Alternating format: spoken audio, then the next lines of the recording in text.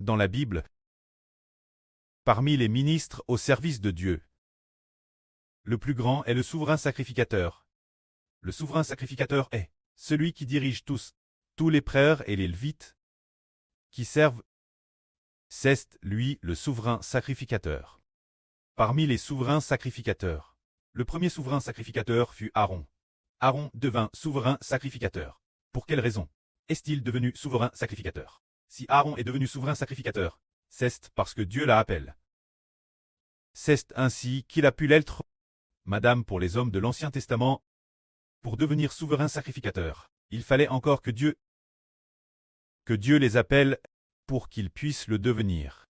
Plus forte raison, pour le souverain sacrificateur du Nouveau Testament, il faut d'autant plus que l'Éternel Dieu l'appelle pour qu'il puisse être souverain sacrificateur.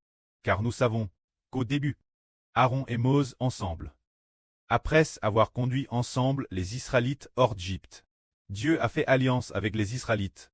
Après avoir fait alliance, il a établi Aaron comme souverain sacrificateur de l'Ancien Testament. Alors le souverain sacrificateur, quel était son rôle? C'était de servir Dieu. D'une part servir Dieu.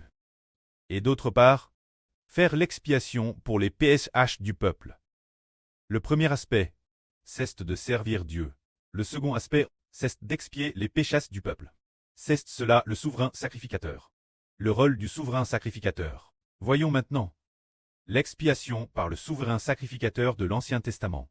Il offrait des taureaux et des brebis en sacrifice pour expier les péchés du peuple, afin que Dieu pardonne les péchés du peuple.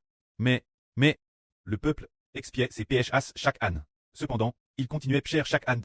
Il péchait puis expiait, puis péchait nouveau. Maintes reprises, un cercle vicieux. Leur péché était infini, et leur sacrifice d'expiation était également infini. Plus tard, nous avons rallié que le souverain sacrificateur de l'Ancien Testament ne pouvait pas réellement expier les péchés du peuple. Si les péchés du peuple avaient déjà été pardonnés, et leurs péchés déjà lavés, il n'aurait pas été nécessaire d'expier nouveau l'année suivante. Ainsi, plus tard, nous avons compris, les Israélites de l'Ancien Testament, chaque année pour les hommes, expiaient les péchés des hommes, c'est parce que ils péchaient qu'ils devaient expier chaque année. Mais quand leur péché, l'expiation était sans fin. Et c'était aussi sans fin, une expiation sans fin. Mais ils péchaient aussi sans fin. Pour quelle raison? Parce que le souverain sacrificateur de l'Ancien Testament ne pouvait pas du tout expier le péché des hommes. Pourquoi? Le souverain sacrificateur de l'Ancien Testament ne pouvait-il pas expier le péché des hommes? Parce que le péché de l'homme, parce que le souverain sacrificateur de l'Ancien Testament offrait des taureaux et des brebis en sacrifice. L'Éternel, en offrant des taureaux et des brebis en sacrifice l'Éternel. Par conséquent, les sacrifices de taureaux et de brebis ne pouvaient pas du tout taire le péché de l'homme. Comme le frère Hébert le dit souvent, la valeur d'un bœuf n'est que de 10,00 yuan. La valeur d'un mouton n'est que de 1,00 pis. L'homme ne peut pas utiliser un bœuf et un mouton pour racheter les péchés du peuple, et la valeur de l'homme est bien supérieure à celle d'un bœuf. Par exemple, si nous prenons une personne, par exemple, un simple citoyen, la valeur d'une personne, combien vaut-elle? Peut-on acheter une personne avec 1000 milliards en quand la valeur humaine, elle a toujours été inestimable, alors qu'un bœuf, nous pouvons mesurer sa valeur. Un bœuf vaut 10,00 pis, et un mouton n'en vaut que 1,00. La valeur des bœufs et des moutons peut être mesurée, mais la valeur de l'homme est de 1000 milliards. Une personne ne peut madame pas être achetée avec 1000 milliards. On voit donc que cela nous fait comprendre qu'un bœuf ou un mouton ne peut pas du tout expier le péché de l'homme. Alors, qui donc peut expier le péché de l'homme?